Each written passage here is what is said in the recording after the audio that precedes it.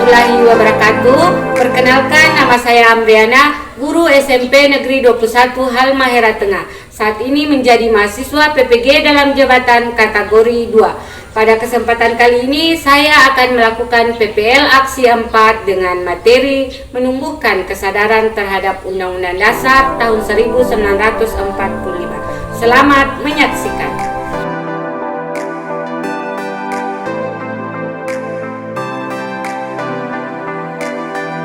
Warahmatullahi wabarakatuh. Waalaikumsalam warahmatullahi wabarakatuh. Ya, bagaimana kabar semua? Baik, Ibu. Sehat? Sehat, Ibu. Ya, alhamdulillah. Nah, jadi sebelumnya memulai awal pembelajaran kita, mari kita berdoa terlebih dahulu. Teman-teman, sebelum kita mulai pembelajaran kita di hari ini, mari kita bersatu dalam doa menurut agama dan kepercayaan kita masing-masing. Doa mulai. Doa selesai. Seperti biasa, kita sebelum memulai aktivitas melakukan tepuk PPK. PPK. Religius, nasionalis, mandiri, gotong royong, integritas. PPKN Aksi Binatang. Apa yang tidak hadir? Hadir semua, Ibu. Siapa yang waktu hari Senin menjadi petugas pembaca Undang-Undang Dasar? Saya, Ibu. Ya, Brenda. Ya, Ibu. Ya, jadi Brenda membaca Undang-Undang Pembukaan Undang-Undang Dasar tahun 1945. Nah, jadi kenapa saya bertanya hal tersebut? Karena akan ada kaitannya dengan materi kita pada hari ini. Tapi sebelumnya Ibu tanya dulu. Minggu lalu kita belajar tentang apa? Ayo. Saya, Ibu. Ya, apa? Kedudukan dan fungsi Pancasila. Kedudukan dan fungsi daripada Pancasila. Kedudukan Pancasila apa sih? Ayo. Saya, Bu. Kedudukan Pancasila yaitu sumber dari segala sumber hukum yang ada di Indonesia. Ya, sumber dari segala sumber hukum yang ada di Indonesia. Nah, kemudian fungsi Pancasila. Saya, Ibu. Fungsi Pancasila sebagai pandangan hidup bangsa. Pancasila sebagai jiwa bangsa Indonesia. Berarti semua masih ingat materi kita yang lalu. Jadi materi kita pada hari ini yaitu makna, kedudukan dan fungsi Undang-Undang Dasar Negara Republik Indonesia tahun 1945. Jadi inilah yang menjadi materi kita pada hari ini.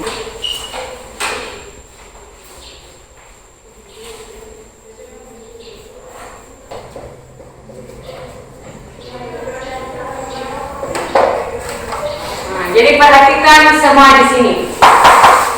Yang menjadi tujuan pembelajaran kita pada hari ini yaitu melalui pendekatan saintifik dengan menggunakan model pembelajaran problem based learning, peserta didik dapat berpikir kritis dan kreatif dalam mengidentifikasi makna pembukaan Undang-Undang Dasar tahun 1945. Kemudian yang ketiga yaitu menguraikan sifat dan fungsi daripada Undang-Undang Dasar tahun 1945. Nah, selanjutnya Ibu akan memperlihatkan kalian sebuah video. Bisa lihat? Bisa ya, Bu? Tahun 1904.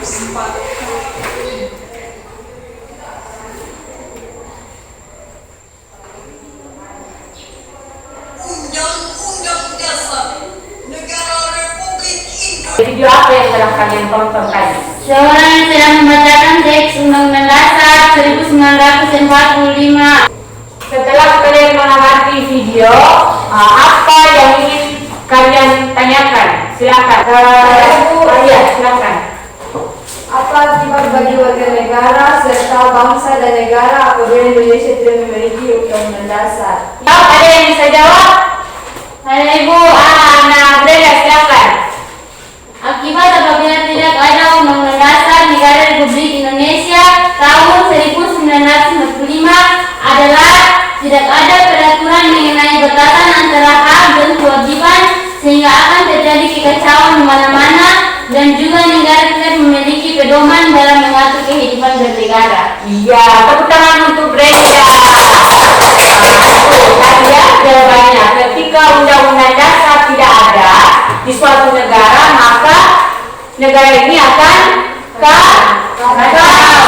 Karena di dalam undang-undang dasar itu berisi tentang peraturan. Apa manfaat Undang-Undang Dasar Negara Republik Indonesia tahun 1945 bagi warga negara serta bangsa dan negara?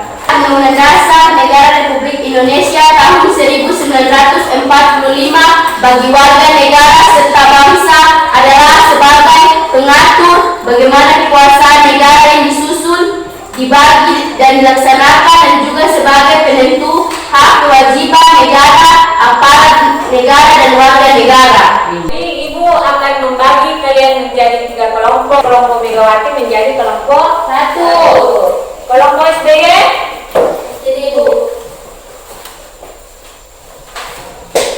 Iya, kelompok SBY. Kelompok Soekarno.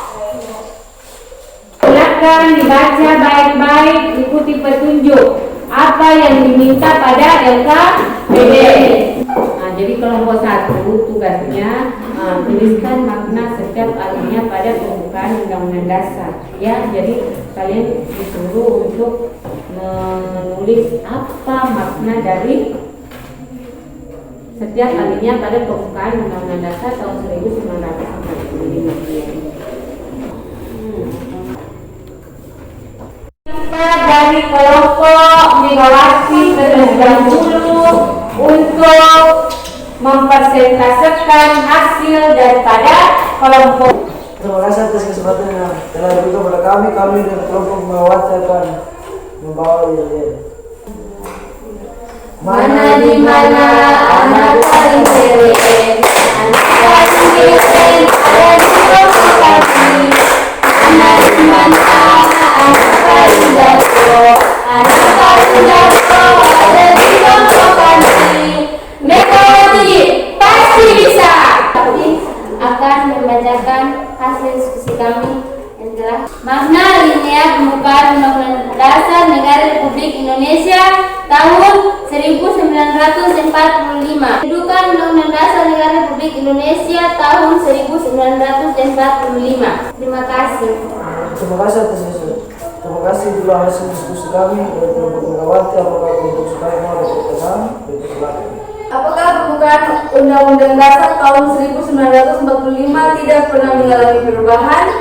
Pembukaan Undang-Undang Dasar 1945 tidak pernah berubah dan tidak akan pernah berubah. Alasannya karena sudah menjadi kesepakatan para pendiri negara untuk tidak mengubah naskah pembukaan Undang-Undang Dasar 1945 dan di 1945 membuat dasar negara dan ideologi negara. Mengubah pembukaan Undang-Undang Dasar 1945 berarti membubarkan NKRI. Terima kasih. Apa makna pembukaan Undang-Undang Dasar tahun 1945 bagi bangsa Indonesia? Pembukaan Undang-Undang Dasar 1945 merupakan pokok dari tujuan kaidah negara yang bersifat fundamental, di mana memuat prinsip negara seperti bentuk negara, dasar negara, dan tujuan negara Indonesia. Terima kasih. Oke, terima kasih untuk kelompok Megawati. Tepuk tangan untuk. Terima kasih atas kesempatan diberikan kepada kami. Kami dari kelompok Soekarno akan membacakan hasil diskusi kami. Sebelum itu, pertama kami akan menunjukkan dari kami. Soekarno,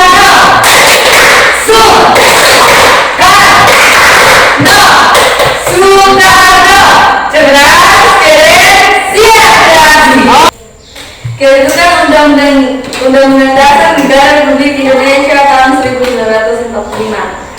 Latar belakang pembuatan Undang-Undang Dasar bagi negara yang satu berbeda dengan negara yang lain. Hal ini merupakan norma hukum tertinggi dalam sistem ketatanegaraan Republik Indonesia. Setelah hasil diskusi kami, apakah ada pertanyaan dari SB? Bagaimana kedudukan Undang-Undang Dasar 1945 jika dibandingkan dengan peraturan yang lain? Kedudukan Undang-Undang Dasar 1945 yaitu sebagai hukum dasar, Undang-Undang Dasar Negara Republik Indonesia menduduki posisi tertinggi yang melandasi peraturan perundang-undangan lainnya. Selain itu, Undang-Undang Dasar 1945 juga merupakan norma hukum tertinggi dalam sistem ketatanegaraan Republik Indonesia. Mengapa Undang-Undang Dasar Negara Republik Indonesia tahun 1945 memiliki kedudukan tertinggi dibandingkan peraturan perundangan lainnya? Yaitu kedudukan lebih tinggi ini karena pembukaan Undang-Undang Dasar 1945 mengandung jiwa proklamasi kemerdekaan 17 Agustus tahun 1945 dan suasana kerohanian dari terbentuknya negara Republik Indonesia, memuat tujuan negara dan dasar negara Pancasila, kemudian menjadi acuan atau pedoman dalam perumusan pasal-pasal Undang-Undang Dasar tahun 1945. Terima kasih telah jawaban kami dari Soekarno. Apakah Megawati sudah puas? Sudah. Terima kasih. Ya. Tidak ada pertanyaan, maka kami tutup diskusi kami di sini. Terima kasih. Setelah Ibu mendengar kalian punya persentase dari setiap kelompok, alasannya yaitu karena pada pembukaan Undang-Undang Dasar 1945 tidak akan berubah dikarenakan sudah menjadi kesepakatan para pendiri negara. Mengubah pembukaan Undang-Undang Dasar berarti membubarkan NKRI. Ibu akan melakukan evaluasi. Sudah? Ibu. Sudah.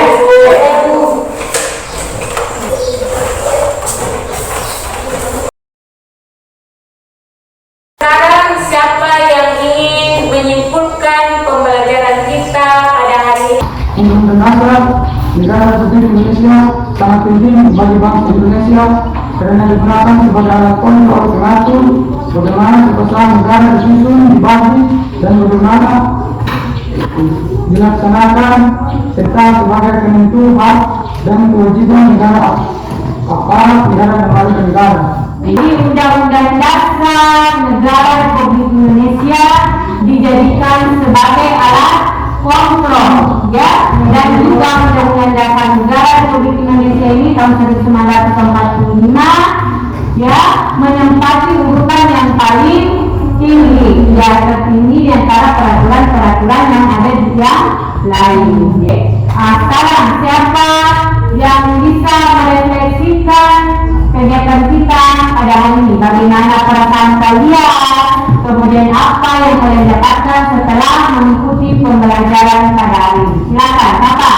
Perasaan saya sangat senang terhadap pembelajaran hari ini. Saya bisa mengetahui apa makna dari setiap alinea pada pembukaan Undang-Undang Dasar Negara Republik Indonesia tahun 1945. Bagaimana kedudukan Undang-Undang Dasar 1945 serta mengetahui sifat dan fungsi Undang-Undang Dasar tahun 1945. Serta dengan pembelajaran hari ini saya bisa mengetahui betapa pentingnya Undang-Undang Dasar 1945 bagi bangsa Indonesia. Dari pembelajaran pagi hari ini saya bisa mengetahui apa sih makna dari setiap pembukaan Undang-Undang Dasar tahun 1945, ya, bagaimana kedudukannya, bagaimana sifat dan fungsi daripada Undang-Undang Dasar tahun 1945. Jadi di pembelajaran kita untuk hari ini sampai di sini, tapi sebelumnya Ibu ingin mengingatkan kepada kalian bahwa minggu depan kita masih belajar tentang Undang-Undang Dasar, ya. Jadi silakan perbanyak belajar di rumah. Anak putri pimpin kita dalam doa sebelum kita Abdullah. Silakan. Dengan kami pelajaran kedua hari ini, mari kita selalu bangga menurut agama dan kepercayaan kita masing-masing. Doa mulai. Doa selesai. Terima kasih. Sekarang Ibu ingatkan lagi bahwa setelah keluar dari ruangan ini, silakan langsung pulang ke rumah. Tidak usah sebentar lagi ini jalan atau apalagi di rumah teman. Kasihan orang tua yang nanti mencari. Ya, pembelajaran kita pada hari ini saya tutup dengan ucapan Assalamualaikum warahmatullahi wabarakatuh dan selamat siang.